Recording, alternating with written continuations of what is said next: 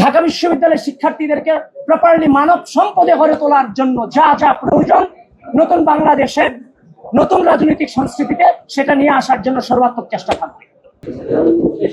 বাংলাদেশ জাতীয়তাবাদী ছাত্রদল জীবনের সকল সম্ভাবনাকে উপেক্ষা করে রাষ্ট্রের তরে নিজেকে বিলিয়ে দিতে শিখিয়েছে যে অনুভূতি, সে অনুভূতির নাম বাংলাদেশ জাতীয়তাবাদী ছাত্রদল।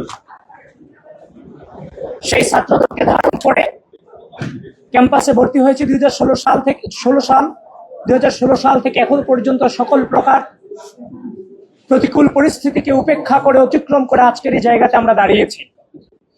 আমি শুরুতেই স্মরণ করছি 24-এর গণ অভ্যুত্থানের সকল বীর শহীদদের, কারণ তাদের রক্ত এবং যারা আহত হয়েছে তাদেরকেও স্মরণ করছি। তাদের এই পঙ্গুত্ব বরণের মধ্য দিয়ে আজকে এই সুন্দর পরিবেশ তৈরি হয়েছে। এক্সট্রিম মশার কয়েল প্ল্যান্ট ফাইবার দিয়ে তৈরি, ডেঙ্গু চিকুনগুনিয়া বাহি সহ যে কোনো মশার বিরুদ্ধে দেয় এক্সট্রিম সুরক্ষা। তো আমি ঢাকা বিশ্ববিদ্যালয়ের শিক্ষার্থী হিসেবে যে মনোনয়ন ফর্ম বিশ্ববিদ্যালয় প্রশাসন ছেড়েছে, আজকে সেটার শেষ দিন। আমি আমার মনোনয়নপত্র গ্রহণ করেছি আমার সংগঠনের নির্দেশ অনুযায়ী। একজন কর্মী হিসেবে আমি আমার মনোনয়নপত্র নিয়েছি। এখনো পর্যন্ত বাংলাদেশ জাতীয়তাবাদী ছাত্রদলের প্যানেল প্রকাশিত হয়নি, নির্ধারিত হয়নি।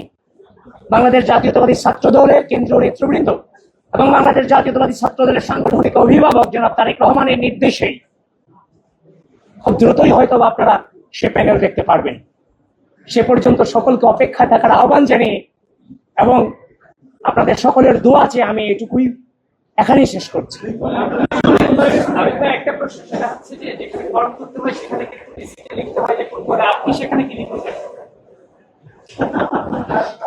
এটা কঠিন করছেন। এখন কথা হচ্ছে যে আমি আমার সংগঠনের ক্ষুদ্র কর্মী হিসেবে জাতির এই ক্রোশাল মুভমেন্টকে আমরা লিড করেছি। আমরা এই সময়টাতে এই জেনারেশনে যারা ছাত্র রাজনীতি করেছি, রাষ্ট্রের ডাকসু কোনো শুধুমাত্র ঢাকা বিশ্ববিদ্যালয়ের ম্যাটার নয়, ডাকসু নির্বাচন গোটা বাংলাদেশের ম্যাটার। সুতরাং এই ক্রোশাল মুভমেন্টকে লিড করার জন্য আমরা এগিয়ে এসেছি, ফর্ম তুলেছি। আমার সংগঠন আমাকে যে জায়গায় দিবে আমি সেই জায়গায় সংগঠনকে লিড করব। সুতরাং আপাতত বলতে পারছি না আমি কোন পদে লড়াই করব, সেটা অবশ্যই আনুষ্ঠানিক সংবাদ সম্মেলনের মধ্যে আপনারা জানতে পারবেন।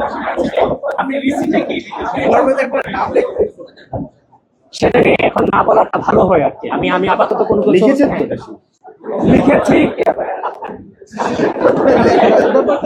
আচ্ছা, এর বাইরে আর কোনো কোশ্চেন আছে কিনা? এর বাইরে কোনো কোশ্চেন আসে কিনা?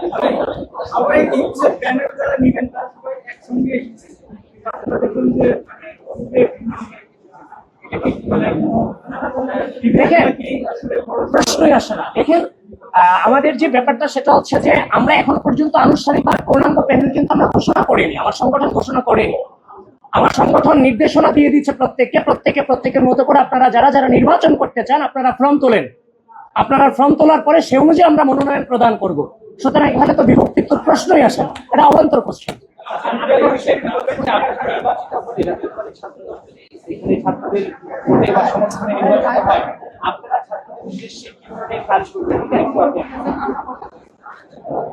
দেখেন, বিগত দীর্ঘ দুঃশাসনে 2016 সাল আমরা যে সময়টাতে ছাত্র রাজনীতিতে এসেছি সে সময় কিন্তু কোনো কিছু পাওয়ার ছিল না, সেটা কিন্তু আপনারাও জানেন। তাহলে রাজনীতিতে দিতে এসেছিলাম আওয়ামী রাজনৈতিক অপসংস্কৃতিকে ঘৃণা করে, সেটার এগেইনস্টে একটি সুষ্ঠু নতুন রাজনৈতিক বিনির্মাণের উদ্দেশ্যে আমরা টানা লড়াই সংগ্রাম করে গিয়েছি। ঢাকা বিশ্ববিদ্যালয়ে একটা স্টুডেন্ট ভর্তি হওয়ার পরে একদিকে ঢাকা বিশ্ববিদ্যালয়, আরেকদিকে সোহরাওয়ার্দী উদ্যান, সবচেয়ে ভালো জায়গা এবং সবচেয়ে খারাপ জায়গা। তো সুতরাং একটা স্টুডেন্টকে ঢাকা বিশ্ববিদ্যালয়ের পড়াশোনা, গবেষণা, রেজাল্ট, সহশিক্ষা, একজন শিক্ষার্থীকে পরিপূর্ণ ব্যক্তিত্ব সম্পন্ন এবং দেশপ্রেমিক হিসেবে গড়ে তোলাটাই ছাত্র রাজনীতির প্রধানতম কাজ। সুতরাং আমরা